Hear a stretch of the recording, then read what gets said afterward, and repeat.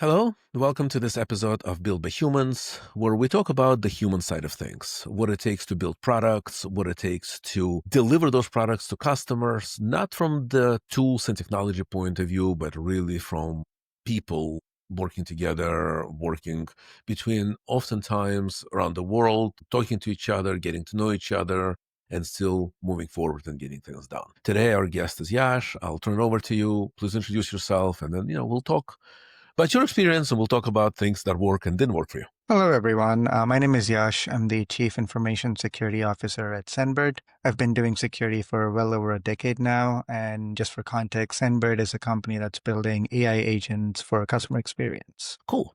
So you're a security person, and I'm actually going to jump right into that because, a lot of people I talk to, they're developer leaders, they're, technologists, engineers, etc. And one thing that a lot of times we hear from HR, from legal, from executives, oh, we don't want to hire people so what our company does, and I should probably mention that. So I run a company called Mirigos. So we are a team augmentation company. We help our clients hire really good, strong engineering talent from Latin America and Eastern Europe. Not doing outsourcing. We really focus on people, getting the right alignment, what we call the right fit.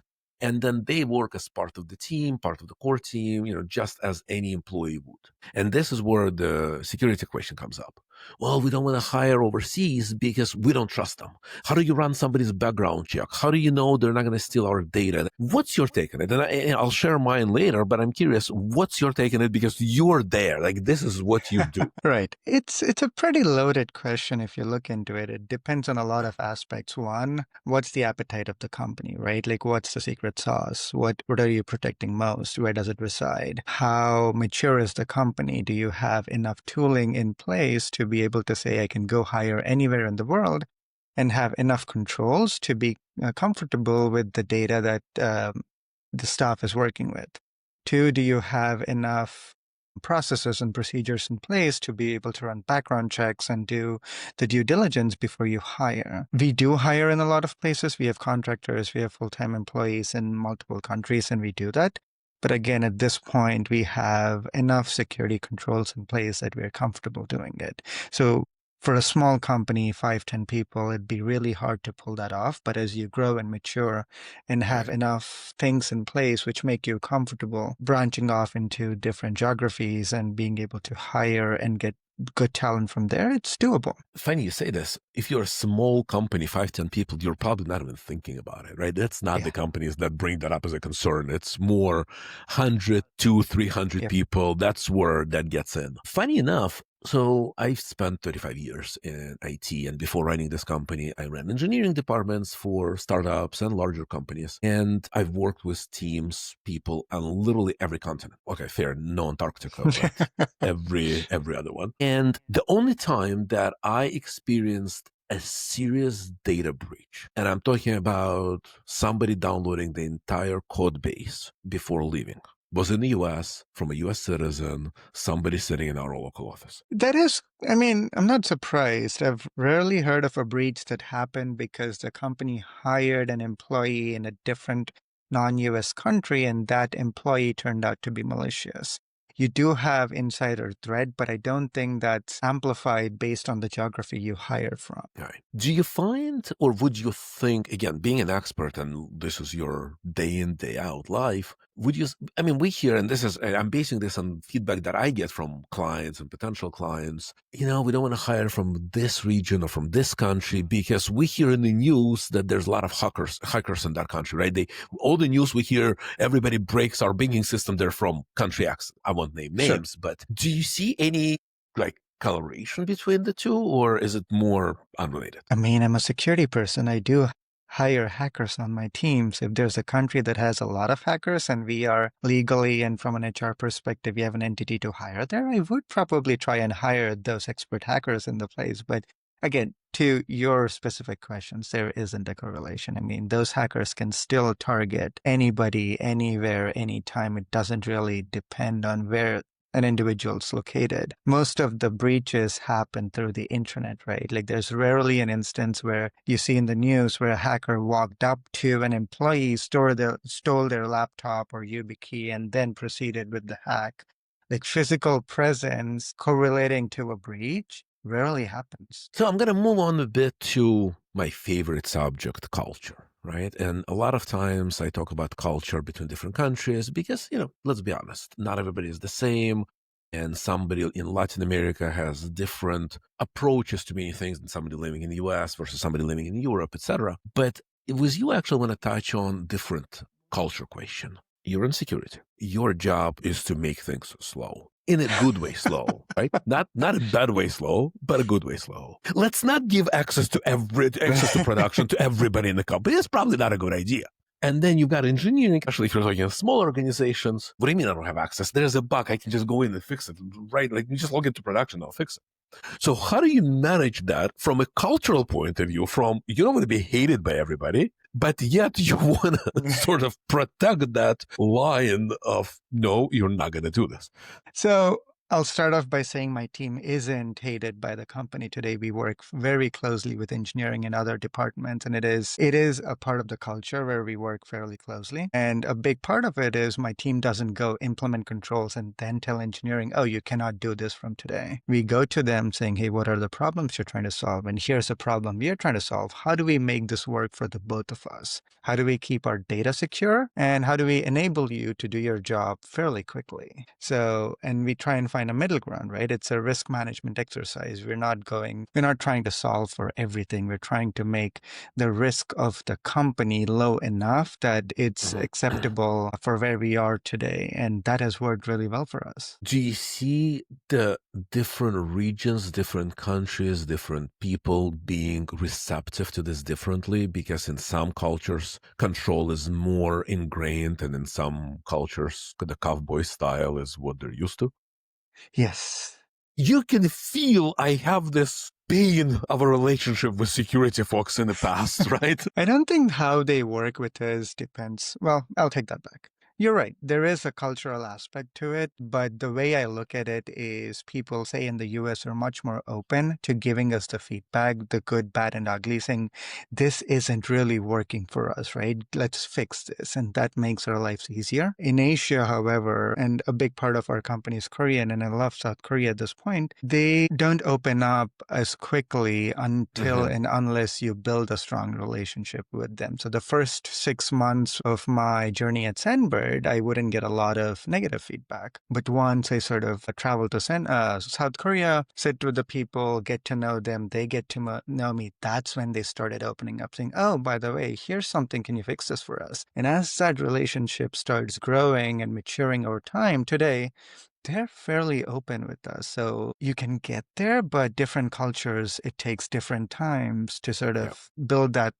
relation and sort of get to a place where you could get things done quickly. Yeah, I find that very true. In different cultures, and I've worked in the past and work now with many different cultures. The feedback is difficult in some cases, right? One thing that I've learned in American culture, we don't have a problem, for the most part, arguing with our superior, right? So our manager, Yes. like I can tell my manager, hey, you're wrong. I in fact encourage my employees to tell me when I'm wrong, right? Because I don't want to make a mistake. And in some other cultures, you never question your boss, right? You just don't. And so that makes it for an interesting experience. Yeah, and that's a very Asian thing where you silently just go do what the boss says, right? And don't question his or her authority, just execute.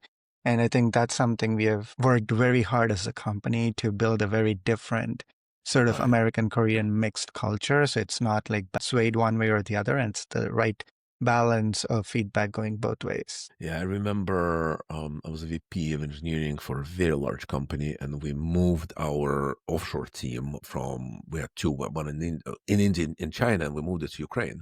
And so as we were hiring, right, we just growing this team, and I kept going there a lot to make sure we build the culture. Now I speak the language, I understand the culture. I was originally born in Ukraine, so it was a little bit easier for me to do that. And I remember getting through like basic things. I'm not even talking about giving feedback. Somebody comes over, I'm in the office, when I was there, somebody comes over and says, hey, I need to leave 15 minutes early. Can I leave her 15 minutes early? And I'm looking at them. You assume I know when you leave on any other day? What do you mean 15 minutes early? I don't know when you leave. I don't know when you get in. I'm not watching. And in their mind, because that's culturally different in their mind, like, well, if I'm leaving 15 minutes early, I have to ask my boss. And I kept telling them the only time you need to tell, not even ask, tell your bosses if you think you're not going to hit the deadline. Yeah. That's all I care about. I don't care what time you showed up for work or what time you left. It's a deadline that motivates me. The only thing that Yeah, it's very different. So when I joined this company, all the team was in South Korea, the team that I manage and run today.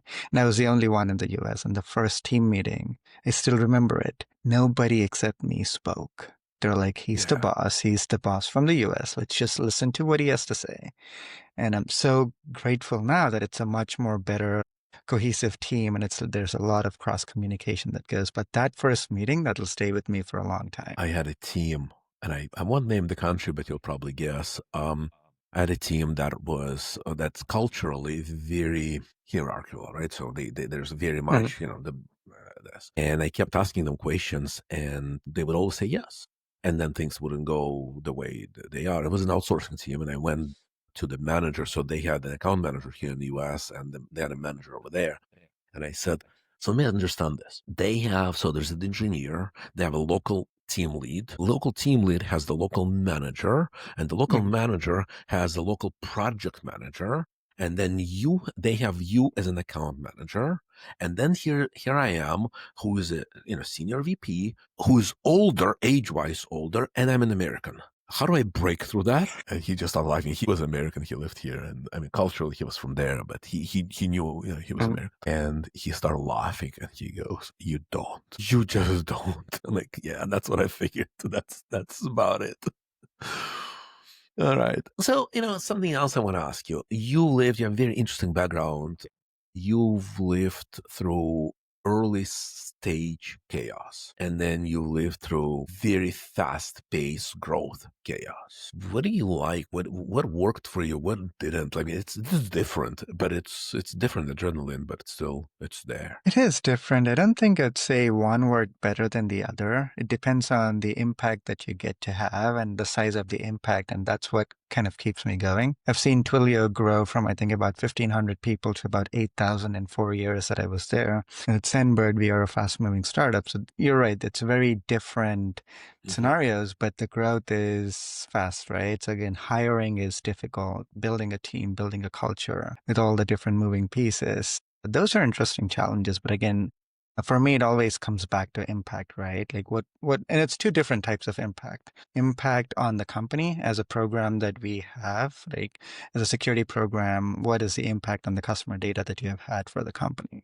And for me personally, the other big thing is I have a team that I am responsible for. What has been my impact on their career trajectories?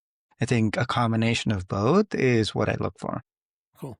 And I guess I have one more question. As a technology leader, as a people leader, as a leader, what do you think the big risks of technology companies down the road, let's say in 5 years, because they're spending so much time right now on AI and they're dropping the ball on so many other things? What do you think is going to happen?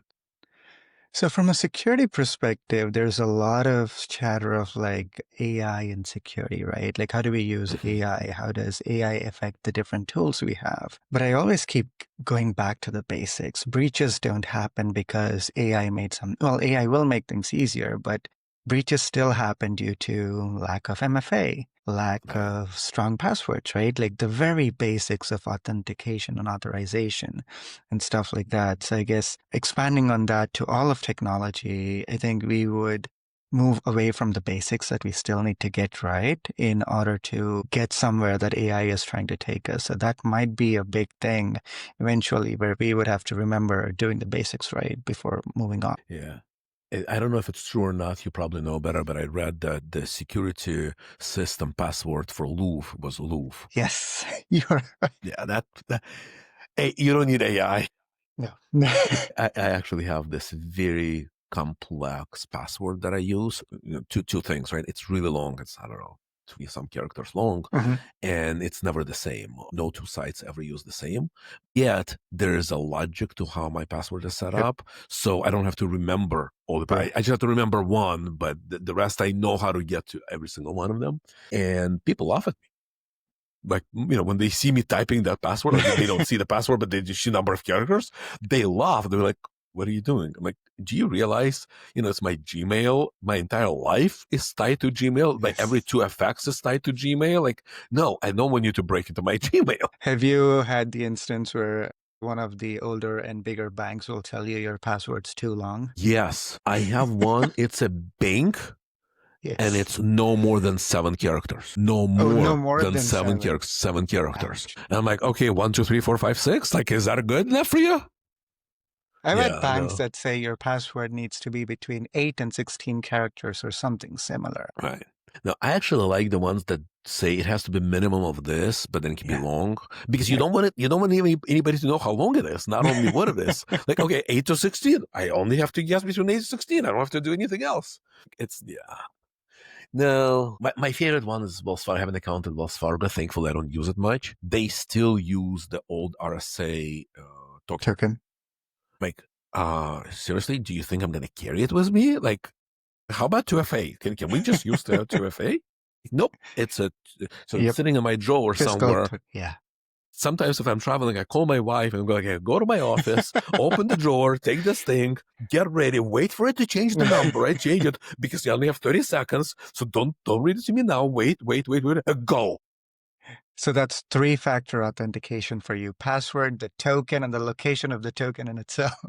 Exactly. That's pretty much it. Yeah, no, it's crazy. All right. Well, Yash, thank you so much. I think it's fun. I loved it. I knew we were gonna have a good conversation because to me, security is the number one concern right now, and it should be number one concern for every company and every human being, even individuals. But I don't believe dealing with security by virtue of let's unplug from the Yeah. internet and pray that's probably not the best way to do it. And some people try to do that, right? That's exactly what they try to do. Oh, we're Yes. not going to do that. There's a balance. There's always a balance, Yeah, but finding the balance gets tricky. absolutely. All right. Thank you so much. Right. Thanks for having me. Cheers.